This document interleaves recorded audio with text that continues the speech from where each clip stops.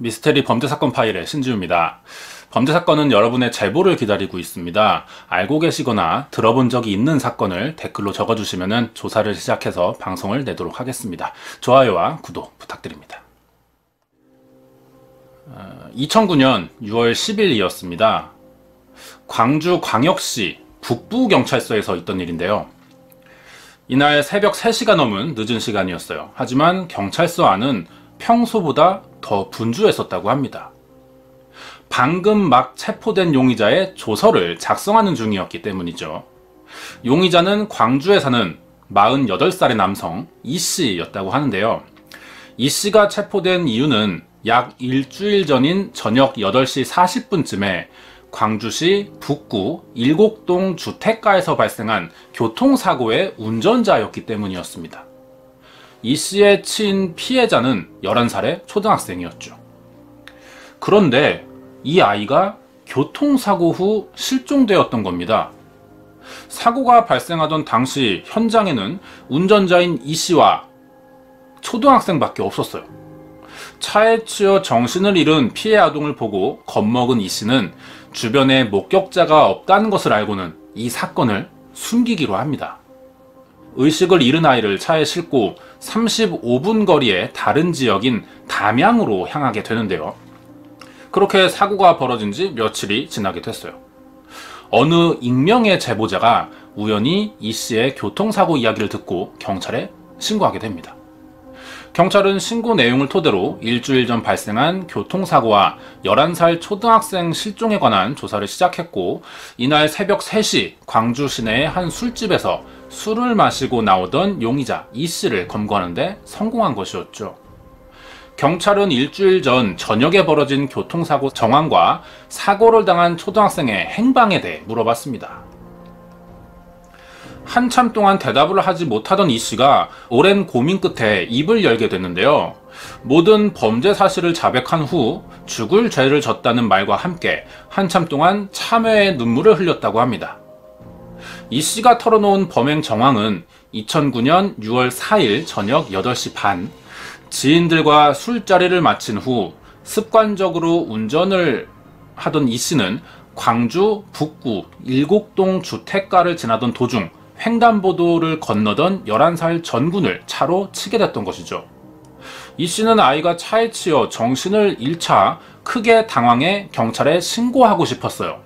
하지만 마침 주변에 사고를 목격한 사람도 없었고 술을 마신 상태로 운전한 것이 발각될까봐 이 교통사고를 숨기기로 했죠.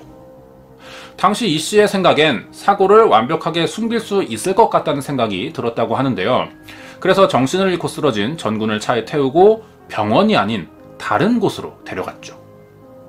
이 씨는 아이의 머리에서 피가 많이 흘렀고 정신을 차리지 못해서 곧 죽을 것 같다는 생각을 했었답니다. 그렇게 현장에서 약 20km 정도 떨어진 담양군 야산 계곡에 올라가서 전군을 유기했다고 털어놨죠. 아무리 음주운전이 들킬까봐 겁이 나도 죽은 사람을 유기한다는 것이 납득하기는 힘든 행동인데요. 이 씨가 이런 극단적인 선택을 한 나름의 이유가 있었습니다. 인테리어 일을 하던 이 씨는 이미 4년 전인 2005년 3월에 음주운전으로 면허가 취소된 상황이었어요. 게다가 2년 후인 2007년에는 면허 취소 상태로 운전한 것이 적발돼서 2009년 9월까지 면허시험 응시가 불가능한 상태였습니다. 결국 이 씨라는 사람은 무면허에 음주운전으로 사고를 냈던 것이죠.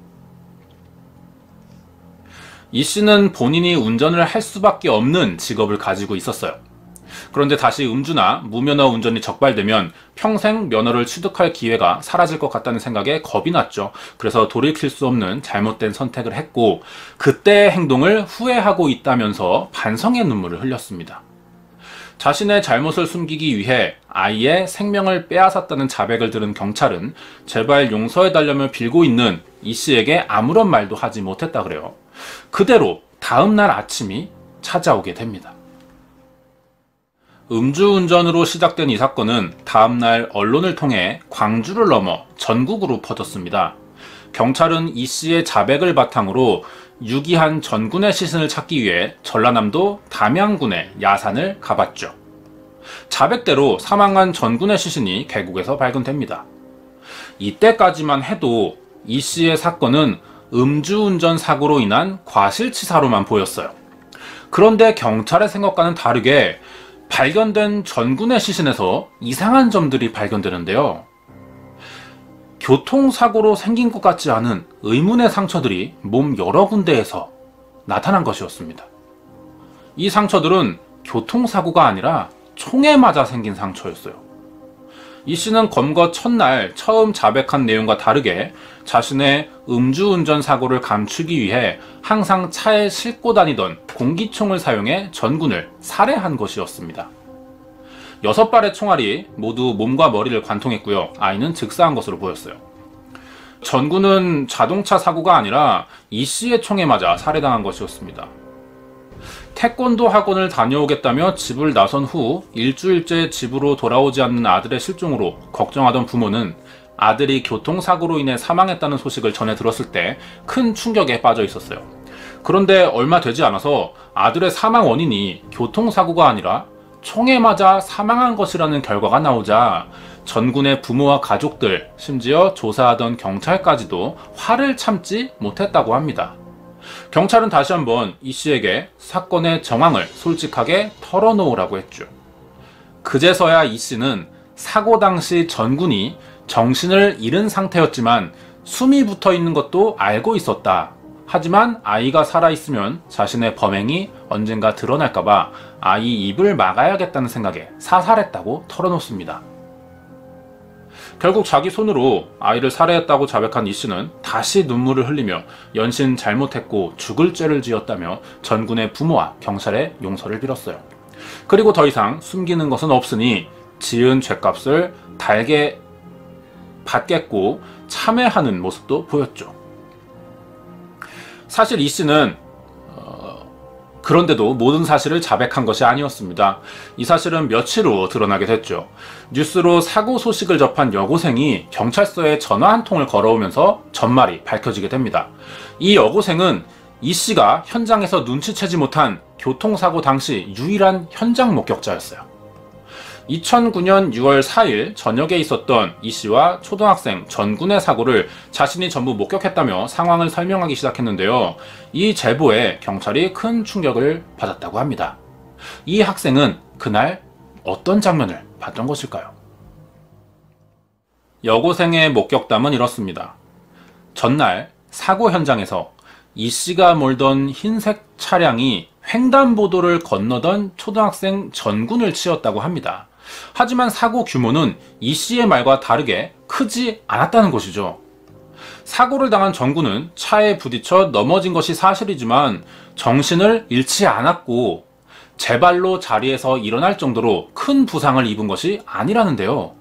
이어서 전군이 이 씨의 부축을 받으며 일어나긴 했지만 스스로 걸어 차에 올라탔기 때문에 교통사고는 사실이지만 가벼운 부상이었다는 겁니다. 그렇다면 왜 이 씨는 전군이 큰 부상을 입어 죽을 것 같았다며 사고를 은폐하기 위해 살인을 한 것이었을까요? 이것을 알기 위해선 이날 교통사고 직후 전군의 생전 마지막이 담긴 CCTV 영상을 봐야 합니다. 영상을 계속 보면서 이야기해 보도록 하겠습니다.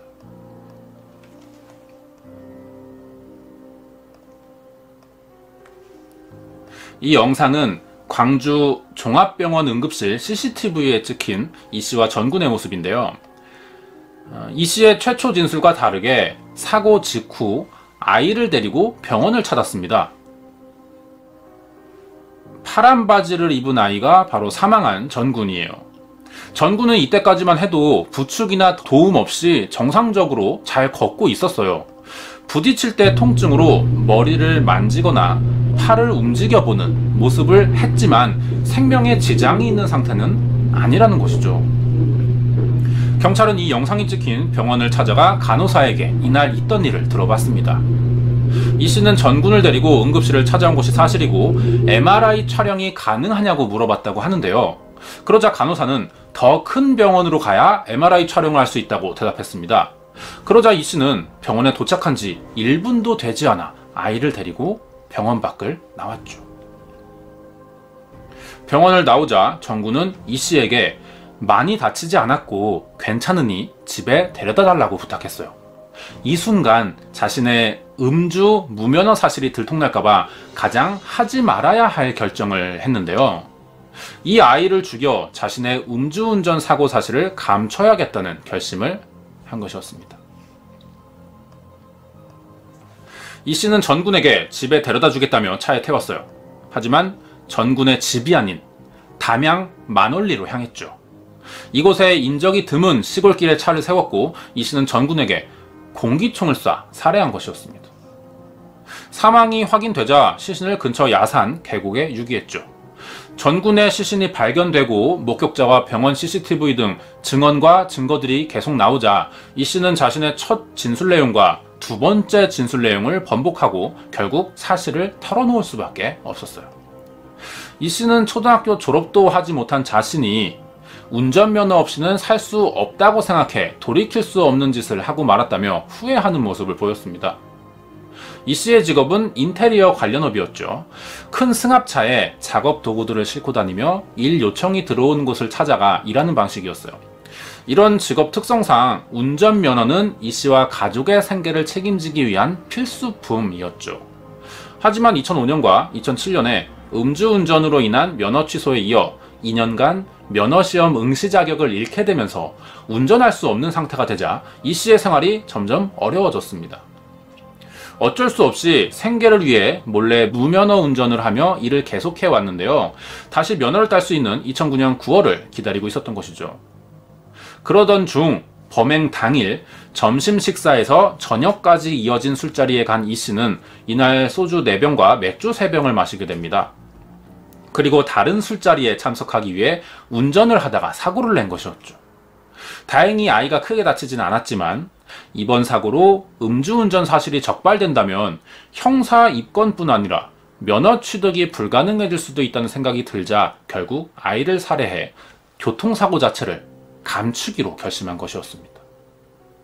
이후의 행동이 더 충격적이었는데요. 전군을 살인하고 시신 유기까지 마친 이 씨는 다시 운전을 했어요. 그렇게 광주로 돌아와 원래 가려고 했던 두 번째 술자리에 참석한 것이죠. 약속에 3시간이나 늦은 이 씨를 보고 사람들은 왜 이렇게 늦었냐며 물어봤습니다. 그때 이 씨가 하는 말이 웃으면서 교통사고가 나 애를 산속에 버리고 오느라 늦었다는 대답을 했는데요. 왜 여러 사람이 모인 공공장소에서 이런 위험한 말을 꺼냈는지는 정확히 알 수 없지만 아마 무의식적으로 자신의 죄책감에 사실을 털어놓더라도 사람들이 장난으로 넘어가 줄 수 있을 것이라고 생각을 했던 것 같아요. 결국 이 말이 사건을 드러나게 된 결정적 계기가 됩니다.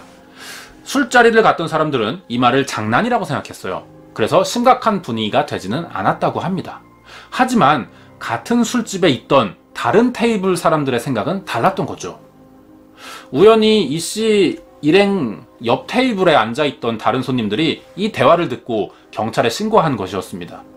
사건 신고가 들어오자 광주경찰서는 이 교통사고에 대한 조사를 시작했죠.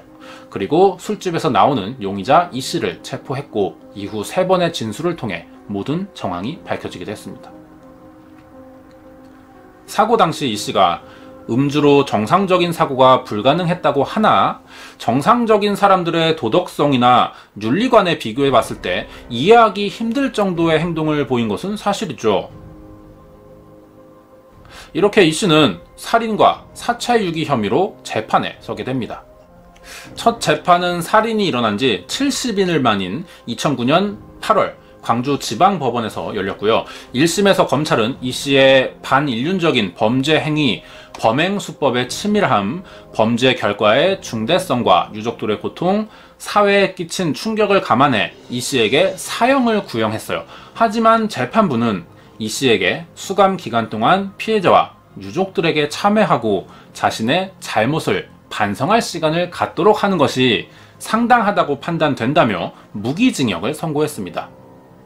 그런데도 이 씨는 자신의 형이 무겁다며 항소했고요. 5개월 뒤인 2010년 1월 고등법원에서 이 씨에 대한 2심 재판이 다시 열리게 됐죠.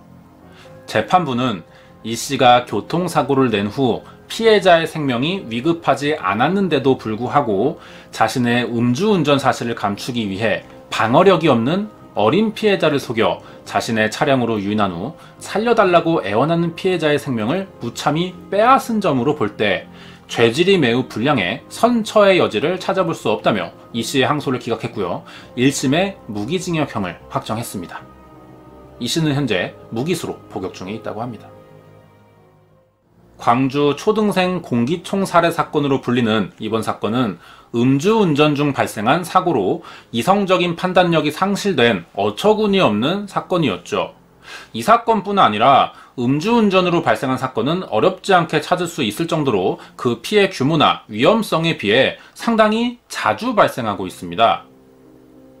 2015년에 일어났던 크림빵 아빠 뺑소니 사고도 음주운전으로 일어난 사고였고요. 2016년 11월 혈중 알코올 농도가 0.225%에 달하는 만취 상태의 음주운전으로 환경미화원 2사람이 차에 치이는 사고가 있었는데요. 다행히 2사람은 생명에 지장이 없었지만 모두 다리를 절단해야 하는 장애를 갖게 됐습니다. 하지만 음주운전 가해자는 징역 1년에 집행유예 2년이라는 비교적 가벼운 처벌을 받았죠. 평생 장애를 가지고 살아야 하는 이 2사람에 비하면 너무 가벼운 처벌의 재판 결과였습니다. 피해자들이 이에 항의를 하자 사고를 낸 가해자는 재판이 끝났는데 더 이상 뭘 어쩌라는 것이냐라며 뻔뻔스러운 모습을 보이기도 했죠. 공기총 살인을 저지른 이 씨의 주변 사람들은 평소 이 씨가 술을 많이 좋아하는 것 외에 별다른 문제가 없는 사람, 가족을 위해 열심히 살던 평범한 가장이라고 이야기했습니다. 사람들은 이 사건을 보고 평범하고 착실했던 이 씨를 살인자로 만든 것은 습관적인 음주운전 때문이라고 말하는데요. 제 생각은 조금 다릅니다. 도덕적인 사람이 술을 마셔 심신미약의 상태가 된 것이 아니라 처음부터 도덕적이지 못한 사람이 술을 통해 그 성향이 드러났을 뿐이라고 볼 수도 있겠죠. 준비한 내용은 여기까지입니다. 좋아요와 구독, 많은 댓글 참여 부탁드리겠습니다. 사건에 화가 날 수는 있지만 너무 심각한 욕설은 질서를 어지럽힐 수가 있어요. 막연한 댓글보단 현상을 이해하는 자세가 범죄 예방에 더 도움이 되지 않나 싶습니다. 여기까지 2009년에 벌어진 초등학생 공기총 살인사건 파일의 신지우였습니다. 전세계의 미스테리하고 충격적인 사건을 소개하고 있는 미스테리 범죄사건의 신지우입니다. 영상을 보시기 전 좋아요와 구독 부탁드립니다. 사건 제보도 받고 있습니다. 알고 계시거나 궁금한 사건을 댓글로 남겨주시면 영상을 제작하는 데 많은 도움이 될 것 같습니다. 많은 관심과 참여 부탁드립니다.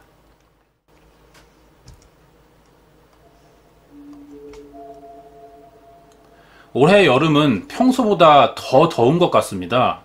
생활하기 힘들 정도의 더위인데요. 무더위를 피하기 위한 여러분들의 특별한 방법들이 있으신지가 궁금합니다. 주로 피서가 떠오르긴 하지만 현실적으로 힘든 경우가 많죠. 제가 추천하는 여름나기 방법은 공포영화를 보는 겁니다. 심리적으로 서늘한 기분을 느껴보는 것이 가장 경제적이고 간편한 방법이지 않나 싶은데요. 이 공포라는 감정은 자신이 직접 겪고 있지만 실체를 확인할 수 없다는 심리적인 불안감에서 온다고 생각됩니다. 그동안 주로 다뤄온 사건들은 범죄였습니다. 처음엔 미해결 사건을 위주로 소개했기 때문에 미스테리라는 이름을 붙이게 됐던 건데요. 미스테리한 범죄 사건의 경우에도 과학적으로 해결이 불가능해진 경우엔 신비한 존재나 힘, 초자연 현상으로 보려고 하는 경우들이 있습니다. 이번에 소개할 사건이 여기에 해당되죠. 먼저 사진 하나를 보겠습니다. 어느 나라 집일까요? 보기에는 미국의 평범한 가정집 같은 느낌이 드는데요. 두 번째 사진을 보겠습니다. 같은 집이고 각도만 다르게 찍은 사진이에요. 파랗게 표시된 부분을 자세히 보면은 모두 반투명하고 흰색의 어떠한 물체가 있습니다. 이 사진을 본 심령 전문가들은 뿌연 얼룩이나 연기처럼 보이는 이 정체를 두고 액토플라즘이라고 주장하고 있어요. 액토플라즘을 설명하려면 또 다른 사진이 하나 더 필요한데요. 밤중에 산속을 찍은 사진인데 동그랗게 반짝이는 물체들이 떠 있습니다. 이렇게 사진에 찍힌 정체 불명의 희미한 구체들을 오브라고 부르죠. 일반인에게도 자주 찍히는 사진으로 공기 중의 먼지가 빛을 반사해 그 반사광이 사진에 찍히는 경우가 대부분입니다. 하지만 위 사진의 창문이나 산에서 찍힌 이 오브들은 공기 중에 먼지가 빛을 반사해 찍힌 것으로만 보기에는 무리가 있어요. 집에서 찍힌 오브는 원형으로 보이지도 않고 아래 사진은 오브가 찍혔다고 보기에는 그 숫자가 너무나 많다는 것이죠. 그동안 많은 사진들에 오브가 찍혀왔지만 그 숫자는 매우 적은 양이었습니다. 그렇기 때문에 사람들은 이러한 현상을 새롭게 이해할 필요가 있었고 심령 전문가들은 액토플라즘이나 물질 활용이라고 부르기 시작했죠. 액토플라즘 현상은 특정 장소를 떠도는 영혼들이 자신의 존재를 시각적이나 물리적으로 드러내려고 할 때 생기는 현상이라고 합니다. 유령들은 보고 계신 두 사진처럼 오브의 형태로 카메라에 찍히는 경우가 많지만 흰색 점성의 액체 형태로 존재를 드러낼 때가 있다고 주장하죠. 오브나 액토플라즘에 대한 이해를 했으니 다음으로 궁금해지는 것은 그럼 이런 심령 현상이 의심되는 사진이 찍힌 이 집은 과연 어디이며 누가 살고 있는가 하는 점이죠. 이 집은 유명 심령 스팟 중 하나로 미국 아이오와주 남부지방에 있는 빌리스카에서 무어라는 사람이 살던 집으로 현재는 숙박시설로 운영 중이며 집안에서 자주 출몰한다는 영혼들을 보려는 사람들로 예약이 끊이질 않는 인기 있는 장소라고 합니다. 이곳을 방문하는 사람들은 집안에서 나타나는 영혼들의 정체를 두고 106년 전인 1912년 무어 가족에게 벌어진 어떤 사건과 관련이 있을 것이라고 생각하고 있는데요. 무어 가족의 집에서는 무슨 일이 일어난 것일까요? 1912년 6월이었습니다. 이 집에 살던 무어 가족 6명과 2명의 손님까지 8명이 한밤중에 모두 살해돼 시신으로 발견된 사건이 있었죠. 범인이 사용한 흉기는 도끼였습니다. 그래서 이 사건을 빌리스카 도끼 살인사건이라고 부르고 있죠. 이 사건은 106년이 지난 지금까지 범인이 누구이며 왜 8명이나 되는 사람들을 살해했는지 밝혀내지 못한 미해결 사건 중 하나입니다. 106년 전인 여름, 무어 가족의 집에서는 무슨 일이 일어난 것일까요? 이번에 소개할 미스테리 사건 파일은 1912년 미국 아이오와주 빌리스카에서 벌어진 살인사건이자 미해결 사건인 빌리스카 도끼 살인사건에 대해 알아보겠습니다. 미국 아이오와주에 위치한 빌리스카라는 작은 마을에 무어라는 성을 가진 가족이 살고 있었습니다. 남편 조 무어와 아내 세라 무어는 4명의 아이를 낳아 기르고 있었죠. 조 무어는 벌이가 상당히 괜찮은 사업가였어요. 그리고 아내인 세라는 주말마다 빌리스카의 교회에서 봉사활동으로 아이들을 가르치는 선생님이었습니다. 무어 가족은 이웃 사람들과 사이가 아주 좋았고 아이들도 가정교육을 잘 받아 예의 바르게 행동했기 때문에 대체로 이 가족에 대한 주변 사람들의 평판은 호의적이었죠.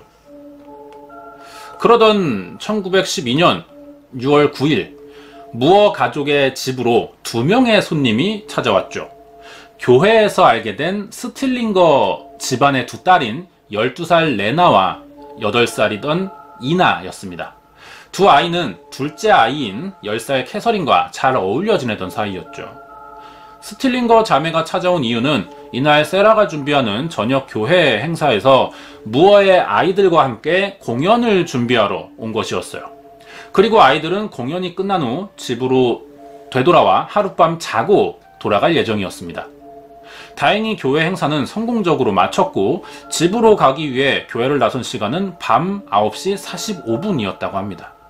집에 도착한 무어 부부는 공연으로 고생한 아이들에게 간식을 먹인 후 6아이들을 씻겼어요. 그리고 행사를 준비하느라 피곤했는지 일찍 침대에 누웠습니다. 하지만 아이들은 오랜만에 친구들을 만났기 때문에 쉽게 잠자리에 들지 않고 있었죠. 그러자 엄마가 와서 내일 아침에 일어나 놀으라며 손님으로 찾아온 두 아이들을 손님방에 들여보내 재웠습니다.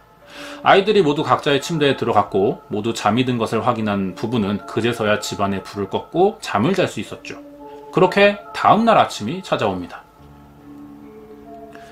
1912년 6월 10일 아침 7시예요.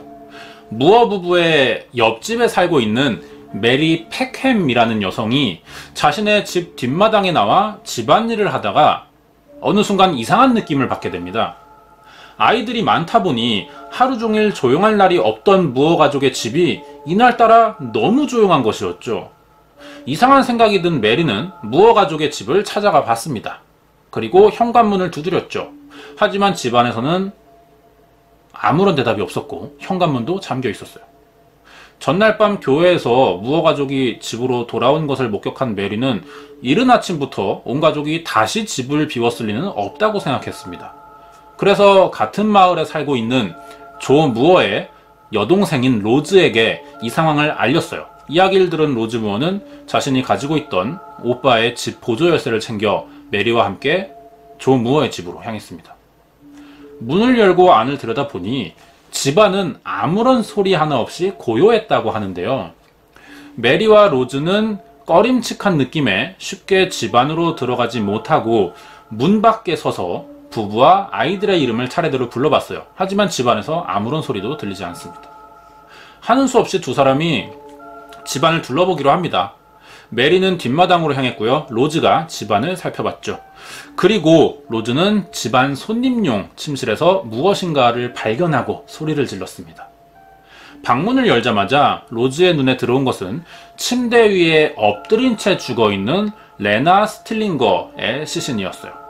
레나는 얼굴을 베개에 파묻은 채 양팔을 십자 형태로 벌리고 있었고 잠옷은 허리까지 올려진 상태로 속옷을 입지 않고 있었습니다. 머리와 얼굴은 둔기에 맞아 함몰되어 있었고요. 침대는 피로 젖어 있었어요. 겁이 난 메리와 로즈는 집안을 빠져나왔고 지역 보안관에게 도움을 요청했습니다. 곧이어 행크 호튼이라는 담당자가 무어 가족의 집으로 도착했고요. 메리와 로즈가 미처 둘러보지 못한 집안 내부를 살펴보기 시작합니다. 군인 출신의 보안관도 이런 상황은 경험해보지 못했을 겁니다. 행크가 집안에서 발견한 것은 손님이었던 레나 스틸링거와 여동생 이나의 시신, 그리고 2층 침실에서 발견된 4명의 아이들과 무어 부부까지 총 8구의 시신이었어요. 이들은 침대 위에서 모두 이불로 얼굴이 가려진 채 발견됐습니다. 시신들의 상태가 아주 끔찍했죠. 아이들은 레나와 비슷하게 둔기로 얼굴과 머리를 공격당해 함몰된 상태였고요. 무어 부부는 날카로운 흉기에 찍혀 사망했고 얼굴이 짓이겨진 채 안구가 파열되어 있었습니다. 살해 후 시신 훼손의 정황이었죠.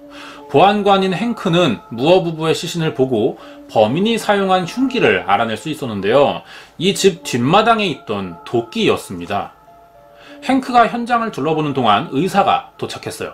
의사는 피해자들의 사망 시각을 당일 새벽 5시로 추정된다며 모두 잠든 상태에서 공격을 받아 사망했지만 유일하게 손님인 레나 스틸링거만이 잠에서 깬 상태였을 것으로 추정된다는 이야기를 했어요.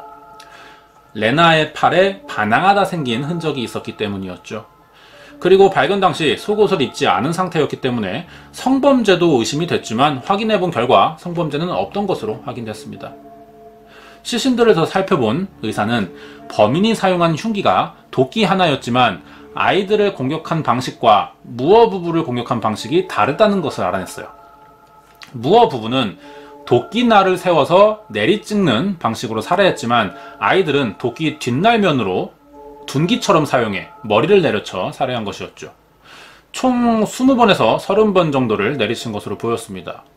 그 외에 현장에서 발견한 이상한 점도 있었어요.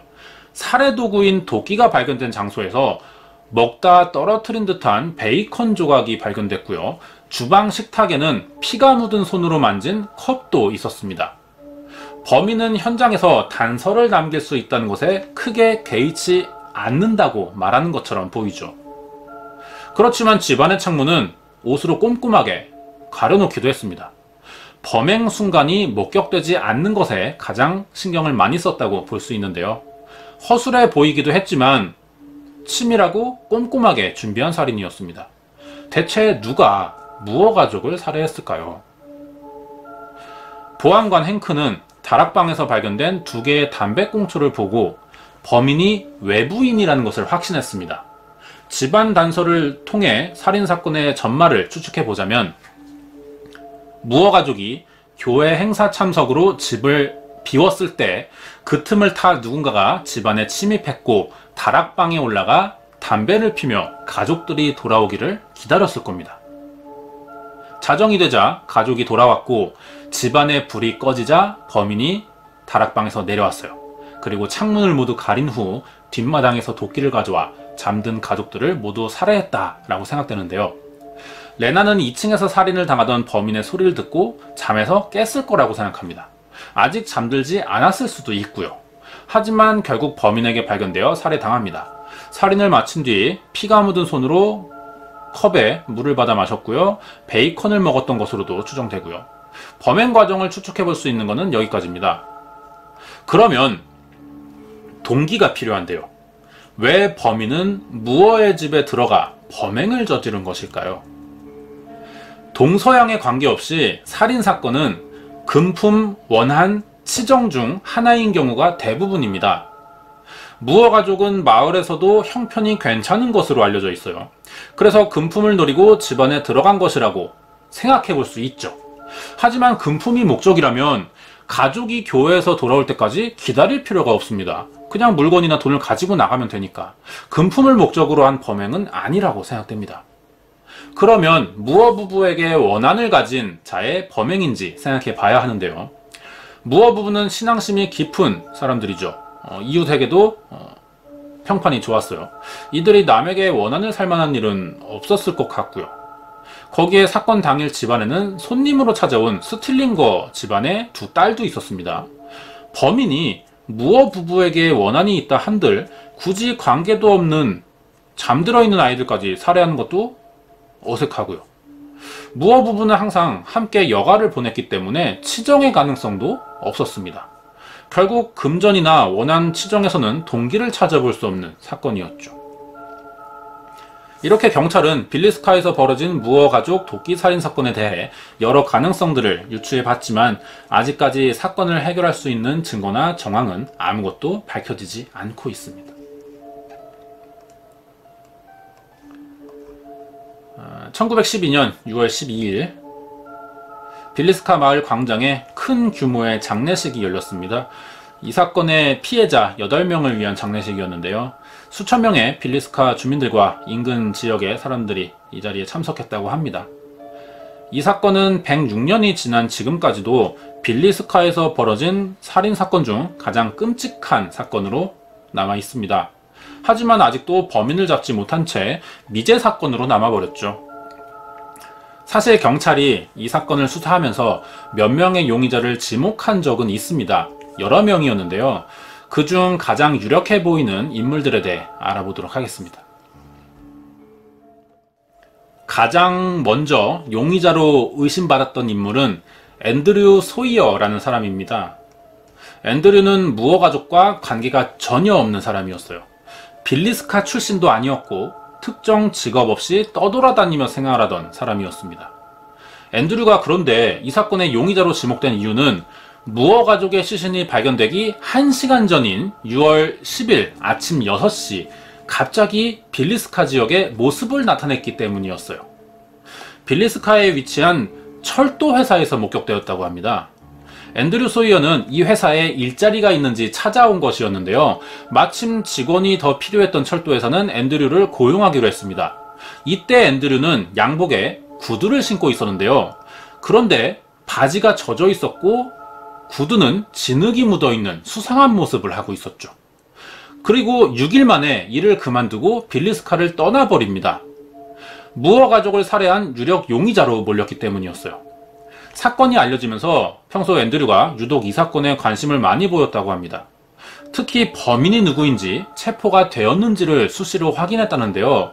동료 직원이 그러는 이유를 묻자 앤드류는 자신이 빌리스카에 왔던 그날 아침 자신은 범인이 도망치는 것을 본 목격자라고 말하며 동료를 데리고 마을 근처에 있는 냇가루가 누군가 도망친 흔적으로 보이는 발자국들을 보여줬다고 합니다. 앤드류는 자신이 목격자라고 주장했어요. 하지만 철도회사 동료는 앤드류가 범인이라고 의심하게 됩니다. 앤드류를 처음 본 날 구두에 진흙이 묻어있던 것을 기억하고 있었던 것이죠. 동료가 자신의 말을 믿기는커녕 범인으로 의심하고 있다는 것을 알게 되자 도끼를 휘두르는 신용을 하며 협박을 했다는데요. 그리고 다음날 새벽 갑자기 사라집니다. 앤드류가 도망치자 경찰은 앤드류를 추적했어요. 그래서 무어 가족 살인사건의 용의자로 체포하게 됩니다. 하지만 무어 가족이 살해되던 날 밤 올라라고 하는 다른 도시에 있었다고 주장했어요. 거기서 추방당해 어쩔 수 없이 빌리스카로 오게 됐다는 것이었습니다. 그래서 올라의 경찰들에게 연락해 확인해본 결과 앤드류의 이야기가 사실이며 추방 당시 경찰이 빌리스카행 기차표를 끊어준 것으로 알리바이가 확인되자 경찰은 더 이상 앤드류 소이어를 붙잡고 있을 법적 근거가 없었기 때문에 누명을 벗게 되었습니다. 두 번째 용의자는 조지 켈리라고 하는데 목사입니다.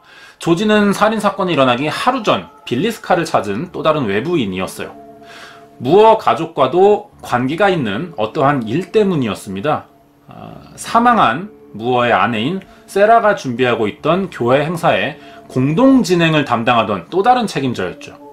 행사에 참석하기 위해 빌리스카를 방문한 뒤 행사를 마치고 다음날 새벽 5시 기차를 타고 이곳을 떠났다고 하는데요. 5시 기억나시죠? 현장에서 시신을 살펴본 의사의 사망 추정 시간과 일치하고 있습니다. 하지만 처음에 조지는 크게 의심되는 인물은 아니었어요. 오히려 조지 켈리가 스스로 의심을 키운 것이나 마찬가지였습니다. 빌리스카를 떠난 이후 며칠에 걸쳐 수사관, 경찰, 사망자 가족들에게 무어 가족 살인 사건에 관한 편지를 써서 보냈다고 합니다. 편지에는 자신이 빌리스카를 떠나던 날 무어 가족의 집을 지나다 이상한 소리를 들었다는 내용과 사건에 관한 자세한 내용들이 들어있었죠. 그 중엔 범인이 아니라면 알 수 없는 내용들도 포함되어 있었다고 합니다. 그러니 당연히 의심을 할 수밖에 없었죠. 게다가 조지 켈리는 이전에도 어린 여자아이들을 몰래 훔쳐보거나 비서를 성추행한 적이 있다는 것도 밝혀졌습니다. 이런 이유로 조지 켈리가 두 번째 용의자로 체포되었죠. 심지어 조지는 자신이 범인이라고 자백까지 하는데요. 조지가 범인이라고 확신하게 된 경찰은 이 사건을 해결했다고 생각했죠. 하지만 막상 체포하고 보니 생각지 못한 문제가 있었습니다. 조지 켈리는 정상인이 아니었어요. 어릴 적 앓고 있던 정신분열증으로 망상에 빠지거나 자신이 한 상상이 진짜라고 믿는 정신병 환자였던 것이죠. 당연히 직접 작성한 편지들도 가짜였고요. 그런데도 이 사건의 범인으로 재판까지 넘어가게 됩니다. 조지는 그동안 자백해온 사실에 대해 경찰의 강압으로 어쩔 수 없이 한 거짓 자백이라며 진술을 바꿨고 자신은 범인이 아니라는 주장을 합니다. 그리고 두 번의 재판을 거쳐 증거 부족으로 풀려나게 됐죠. 이 증거 부족에는 한 가지 의혹도 있었는데요.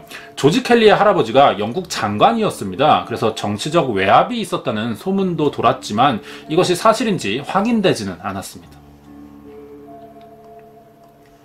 이외에 윌리엄 맨스필드라는 인물과 헨리 리 무어라는 사람도 한때 유력 용의자로 지목된 적이 있었죠.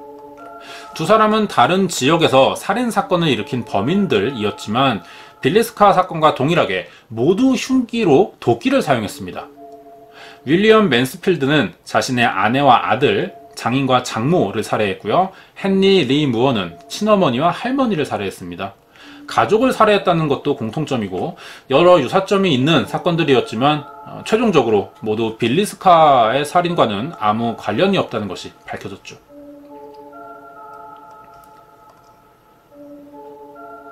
이 사건의 용의자로 조사받은 사람들은 수십 명에 달했고요. 10년간 용의자들의 재판이 진행됐습니다. 하지만 끝내 범인을 밝혀내지 못하게 되면서 빌리스카 역사상 가장 미스테리한 살인사건으로 남게 되었죠. 빌리스카 살인사건은 시작부터 끝까지 기이한 사건이었기 때문에 현재 많은 영화와 드라마, 각종 다큐멘터리의 단골 소재가 되고 있습니다. 과연 누가 무슨 이유로 무어 가족의 8명을 처참하게 살해한 것일까요?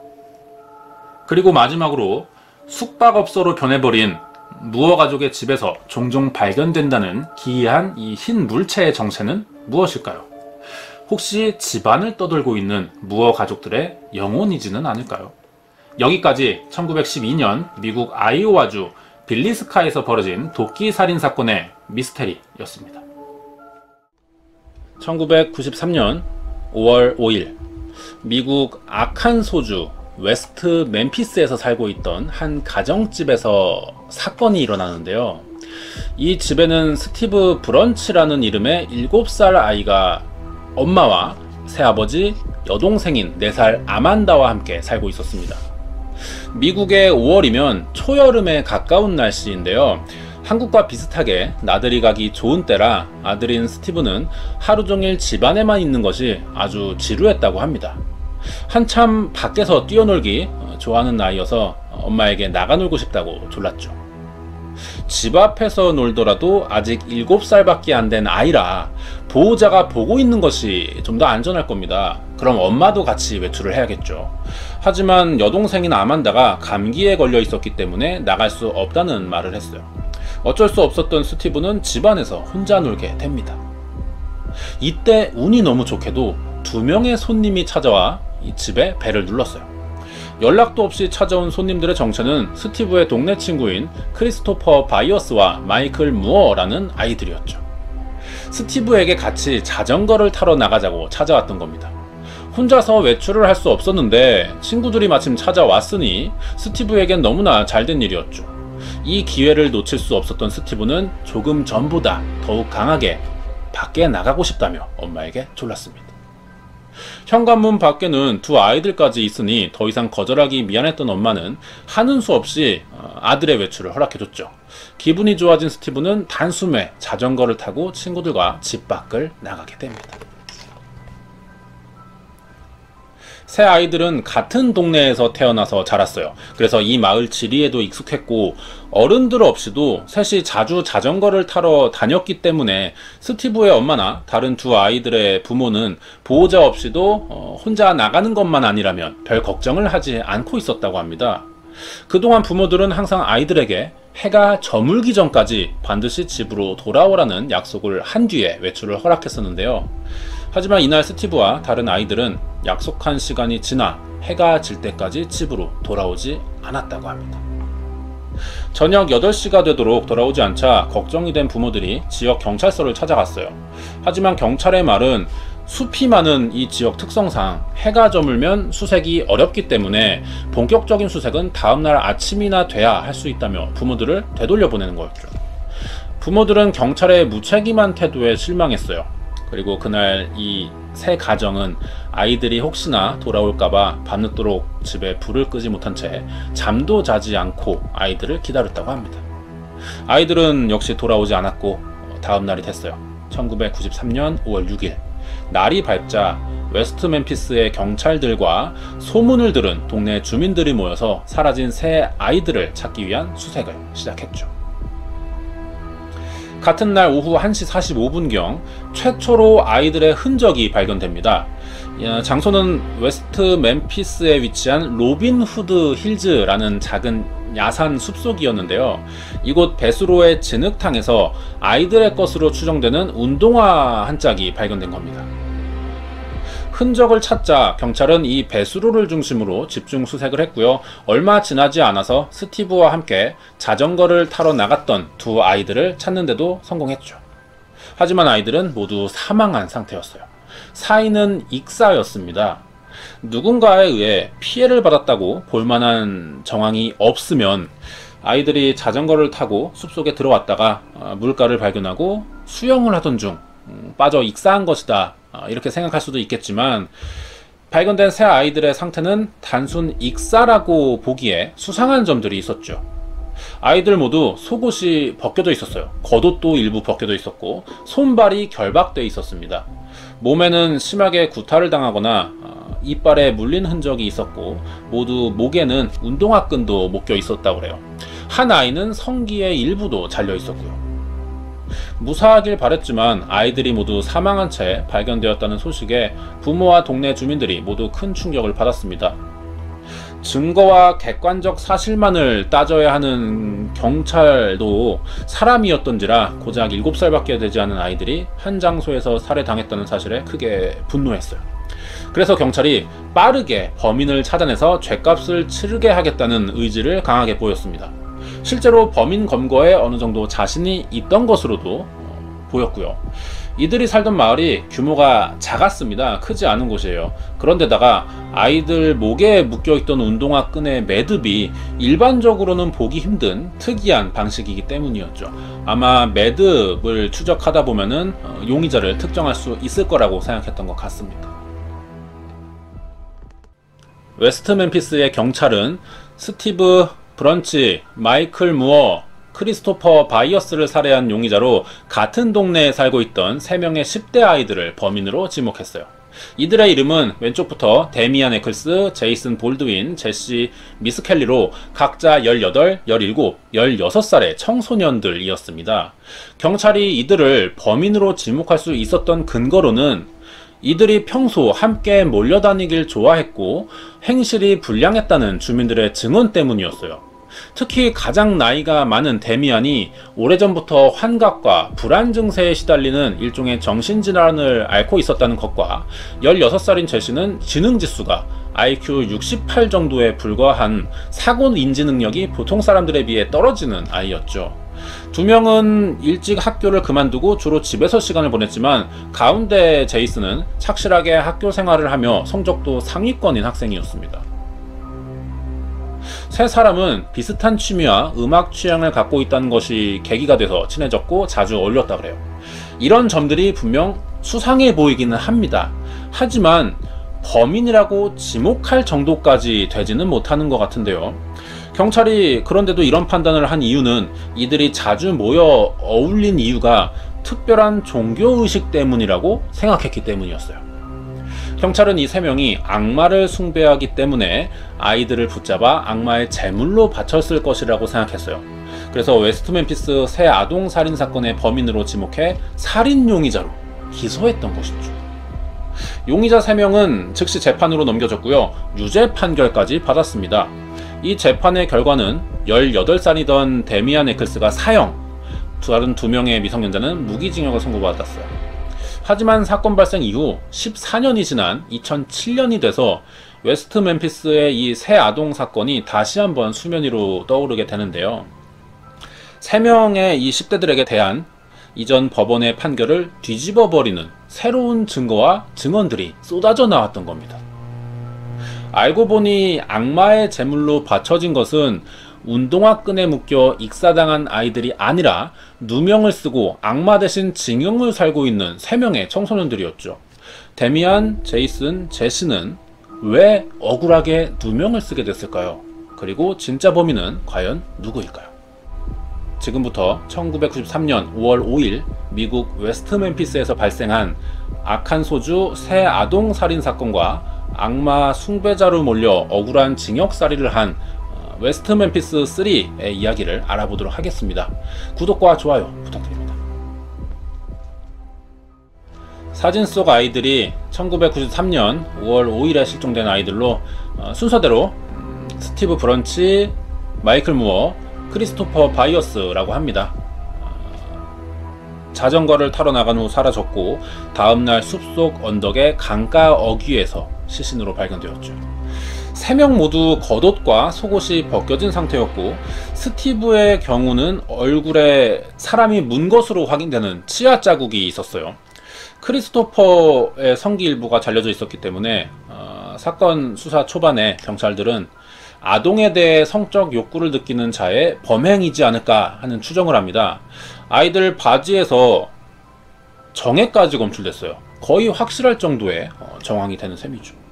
하지만 아주 소량이었습니다. 소량으로 검출됐기 때문에 이 정액이 누구의 것인지는 밝혀낼 수가 없었어요. 그러자 수사 초기 경찰들이 내세운 아동에 대해 성적 욕구를 느끼는 범죄자의 소행이라는 추정이 힘을 잃기 시작했고 사건이 장기화될수록 성범죄를 목적으로 일어난 사건이 아니라 또 다른 특수한 목적을 가지고 벌어질 것일지 모른다 라는 쪽으로 수사 방향이 전환됩니다. 그것이 바로 3명의 무고한 사람을 범인으로 지목하게 된 결정적 이유였던 악마 숭배의식이었죠. 경찰이 사실 조금 무리한 추정을 하고 있는 것 같은데요. 방향이 이렇게 흐른 것에는 경찰에게도 나름의 이유는 있었습니다. 당시 언론을 통해 이번 사건이 알려지고 사람들의 주목을 받게 되자 경찰은 최대한 빠른 시간 안에 새 아이를 살해한 범인을 찾아야 한다는 압박을 받게 됐어요. 이런 상황에서 눈에 들어온 것이 그동안 주민들에게 안 좋은 평판을 들어오던 3명의 불량 청소년들이었고요. 이들을 용의선상에 올려놓은 채 수사를 시작해 보니 또 우연히 모든 상황들이 비슷하게 맞아떨어지고 있던 겁니다. 경찰은 현재 용의자로 보고 있는 청소년들이 평소 숲속에 자주 들어갔었다는 것과 늦은 시간까지 모임을 여러 번 가진 점, 그리고 3명 모두 사건이 벌어진 5월 5일 오후부터 그 다음날 아침까지 제대로 된 알리바이가 없다는 것에 주목을 했죠. 거기에 이들이 악마 숭배와 관련된 문화에 빠져 있었다는 사실이 확인되자 아이들 시신에서 발견된 범행의 잔혹성까지 맞물리면서 아주 그럴듯한 범행 정황 시나리오가 만들어졌던 것이죠. 이들을 범인으로 특정하고 나니 수사가 굉장히 빠르게 진행됐습니다. 첫 단추를 잘못 꿰은 것이었는데 수사 막바지에는 초반에 발견됐던 아이들의 그 옷에서 발견된 정액이나 치아 자국, 그리고 아이들 시신에서 발견된 독특한 매듭끈, 이런 증거들이 더 이상 소용이 없어질 정도였어요. 정황이 너무 그럴듯하다 보니 자신들도 모르게 무죄 추정 원칙을 무시하면서 범인을 단정지었고 결국엔 확신까지 해버렸던 겁니다. 이렇게 이번 사건은 아무런 증거 하나 없이 데미안 에클스, 제이슨 볼드윈, 제시 미스켈리가 범인으로 결정되었고 빠르게 재판까지 열리게 되었죠. 사진의 인물들은 죽은 아이들의 부모예요. 첫 번째가 스티브 브런치의 엄마와 아빠, 새아빠 테리옵스라고 합니다. 붉은 동그라미요. 아래 사진은 크리스토퍼의 부모인데 사건 이후 언론에 인터뷰를 하는 장면입니다. 붉은 동그라미 친 부분이 전부 새아빠라는 공통점이 있어요. 이 두 남성을 기억해 두고 계시면 나중에 사건을 이해하는 데 도움이 됩니다. 앞에서 했던 이야기들을 종합해 보면 궁금증이 하나 생길 수도 있어요. 3명 모두 죄 없이 억울하게 범인으로 몰려서 재판을 받은 거라면, 그렇다면 왜 마지막까지 재판부는 이들에게 유죄 선고를 내렸는가 하는 점입니다. 알아본 대로 셋 중 가장 연장자인 데미안 에클스는 평소 정신질환으로 문제가 있었던 것처럼 보이죠. 제시 미스켈리도 일반인보다 지능이 많이 떨어지는 편이었고요. 결국 이들은 자신을 방어하기 위한 변호가 거의 불가능한 상태였습니다. 경찰과 검찰은 당연히 이들의 죄를 입증해야 되는 입장이니 신문 도중 범행 인정을 유도하는 말을 꺼낼 수도 있습니다. 그럴 때마다 이들에게 불리한 상황이 계속 만들어졌던 거죠. 방어할 만한 논리를 갖추고 있는 정신 상태가 아니기 때문에. 비교적 정상지능을 가지고 있는 제이슨 볼드윈의 경우에는 자신들의 무죄를 주장하고 오히려 경찰의 잘못된 수사 진행에 불만도 주장했어요. 하지만 이미 한번 아동살인범으로 몰렸기 때문에 이 말을 믿어주는 사람들이 없었습니다. 결국 사건 발생 1년 만에 재판이 열리는데 여기서도 문제가 생겼어요. 수십 명의 사람들이 지켜보고 있다는 압박감과 긴장감이 들자 데미안이 정신착란 증세를 보이면서 악마를 믿는다 라면서 재판장에서 소리를 질렀던 거죠. 굉장히 자신들에게 불리해지는 말을 한 겁니다. 거기에 데미안의 악마의식에 초대된 적이 있다는 이웃 여성과 아이의 성기를 어떻게 잘랐는지 이야기한 것을 들은 적이 있다는 또 다른 아이가 증인으로 법정에 섰어요. 하지만 이웃 여성의 증언은 관심을 받기 위한 거짓말이었고요.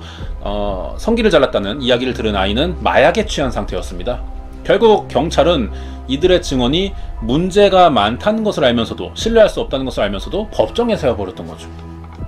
증거라고는 아무것도 없는 수사와 재판이 이어지자 정작 피해자들의 가족들까지도 용의자들은 진범이 아니라고 생각할 정도였습니다. 하지만 배심원이나 판사들의 만장일치로 이들의 유죄가 선고되었고요. 사형과 무기징역을 받는 것으로 재판이 마무리되었죠. 당시 사람들은 이러한 실체를 아무도 알지 못했고요. 알고 싶어 하지도 않았을 겁니다. 경찰이 범인이라고 잡았으니 검찰은 구형을 내렸고 판사는 선고했어요. 일반인들은 언론을 통해서만 이야기를 들어야 하는데 사람들은 이 과정에서 잘못된 점을 알 수가 없죠. 왜? 언론이 의문을 제기하지 않았기 때문입니다. 나라에서 범인을 잡았다니까 환호할 뿐이었던 거예요. 그렇게 웨스트 멤피스에는 살해된 3명의 아이들을 위한 기념관을 세웠고요. 억울하게 죽은 3 아이들을 추모했습니다. 사람들은 1993년 5월 5일 웨스트 멤피스에서 발생한 3 아이들 살인 사건이 이렇게 모두 잘 해결된 사건이라고 생각하고 있었죠. 하지만 일각에서는 이 사건의 범인으로 몰린 아이들의 무죄를 믿는 사람들도 있었어요. 그리고 이 사건에 관한 많은 다큐멘터리 영상들이 제작되었죠. 사건의 진실과 전말이 무엇인지를 밝히기 위해 제작된 영상이다 보니 해당 다큐멘터리 제작진은 아주 오랫동안 시간을 들여서 사건을 파헤치기 시작했고요. 그 과정에서 빠른 사건 해결에만 집중하던 경찰이 놓친 많은 증거들을 발견할 수 있었습니다. 경찰이 아니고 다큐멘터리 제작진을 밝혀낸 거예요. 새로운 증거들과 의심점들이 생기자 미국 변호사협회는 14년간 억울한 징역을 살고 있는 3사람의 무죄를 밝히기 위해 항소를 준비하고 정확한 판결을 다시 받아보기로 하는데요. 변호사 측이 준비한 증거와 용의자들은 이렇습니다. 첫 번째, 먼저 아이들의 목을 묶었던 운동화끈에서 운동화 주인의 것이 아닌 제3자의 DNA가 발견되었는데요. 바로 피해자인 스티브의 새아버지인 테리 홉스의 것이었습니다. 이 운동화끈의 주인이 사망한 스티브의 것인지 테리 홉스의 것인지 밝혀지지는 않았지만 만약 이것이 죽은 스티브의 것이라 하더라도 평소 새아빠인 테리 홉스가 아들의 신발끈을 손수 묶어줄 만큼 다정한 아버지는 아니었다는 주변 증언이 있었는데 그렇다면 어떻게 해서 신발끈에서 새아빠의 DNA가 나왔는지 의심이 되죠. 게다가 사건이 발생한 5월 5일 새벽 테리 홉스가 스티브의 이불과 옷을 몰래 세탁했다는 사실이 자신의 여동생에게 목격되었고요. 평소 아내의 4살 된 딸 아만다를 추행하고 아들 스티브는 학대해왔었다는 이웃의 증언도 있었습니다. 그리고 죽은 스티브가 외출할 때 가지고 나갔던 휴대용 칼이 시신이 발견된 현장이 아니라 테리 홉스의 소지품들 사이에서도 발견되었죠. 이러한 목격담과 증거들이 제시되자 경찰도 처음에는 스티브의 새 아버지인 이 테리 홉스를 용의선상에 올려놓긴 했었다고 합니다. 그리고 아들의 바지에서 발견된 정액과 대조해보기 위해서 DNA 샘플을 요청하기도 했었고요. 하지만 테리는 끝내 샘플을 제출하지 않았다고 합니다. 그렇게 시간을 끄는 사이에 엉뚱한 법원 판결이 나면서 사건이 종결되었고 자연스럽게 의심을 벗을 수 있었던 것이었죠. 새 용의자로 가장 의심을 받던 사람은 또다시 피해자의 가족 중에서 나타납니다. 이 사람은 크리스토퍼 바이어스의 양아버지인 존 바이어스라고 하는데요. 존도 이미 몇 차례 폭력 전과가 있던 전과자이자 아내와 의붓아들을 상습적으로 폭행해오고 있었습니다. 평소 사냥이 취미였던 존은 작은 칼을 항상 가지고 다녔다 그래요. 당시 기록된 경찰의 일지에 의하면 수사 당시 칼에서 아들 크리스토퍼의 혈흔으로 보이는 흔적이 남아있었다고 하는데요. 하지만 존 바이어스는 사슴고기를 자르기 위해 한 번 사용한 것이 전부인데 왜 자신의 아들인 크리스토퍼의 혈액과 일치하는지 경찰이 내민 결과를 믿을 수 없다면서 화를 냈었다고 합니다. 새 재판 준비가 막바지였던 2007년에는 존이 가장 강력한 범인으로 의심되고 있었죠.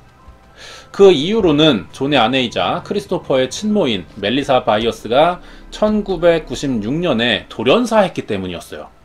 멜리사는 이 멤피스 3라고 불리던 최초의 10대 용의자 3명이 진범이 아니라고 생각하고 있었습니다. 그래서 실제 범인을 찾기 위해 혼자서 몰래 조사를 해오고 있었는데 그러던 도중 알 수 없는 이유로 사망을 한 것이었죠.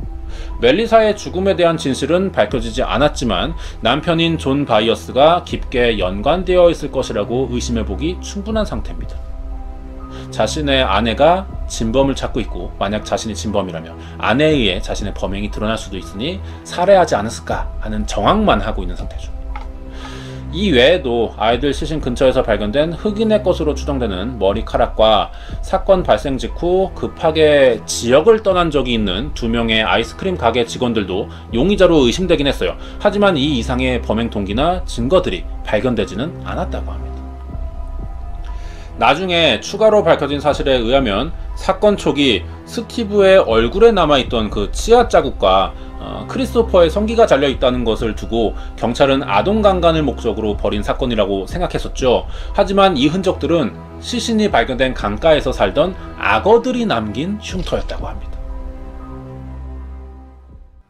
억울하게 옥살이를 하던 세 사람은 다시 한번 법정에 섰습니다. 그리고 유죄 판결을 받은 지 18년째가 되던 2011년, 기존의 재판을 뒤집고 세 사람 모두 석방되었죠. 하지만 무죄로 풀린 것까지는 아니었습니다. 주마다 법이 조금씩 다르지만 사건이 일어난 아칸소주의 법 조항에 따라 이들이 완전히 무죄로 선고받기 위해 재심을 받으려면 그 전에 진범이 잡혀야 한다는 조건이 있었기 때문이었죠. 이들은 현재 형식상 유죄가 인정되지만 실질적으로는 무죄의 형태인 엘포드 플리라는 제도를 받아들여 석방된 상태입니다. 이 엘포드 플리는 길티 플리의 일종으로 무죄를 계속 주장할 수는 있지만 배심원이나 재판관이 증거를 통해 갖는 합리적 의심에 대한 혐의를 인정하는 것으로 무죄를 주장할 수는 있되 혐의는 여전히 남아있기 때문에 국가에 배상을 청구할 수 없다는 제도예요. 한마디로 죄가 정확히 입증되지 않아서 풀어줄 뿐 여전히 범인으로 의심 중이기 때문에 우리에겐 책임이 없다는 뜻입니다. 애초에 무죄 추정 원칙을 어기면서 잘못된 선고를 해놓고 그것에 대한 보상을 요구하지 말라는 불합리한 제도죠. 그런데도 이들이 이런 불합리한 제안을 받아들일 수밖에 없던 것은 당시 데미안 에클스의 건강 상태가 좋지 않았기 때문에 하루빨리 나가서 치료를 받아야 했었습니다.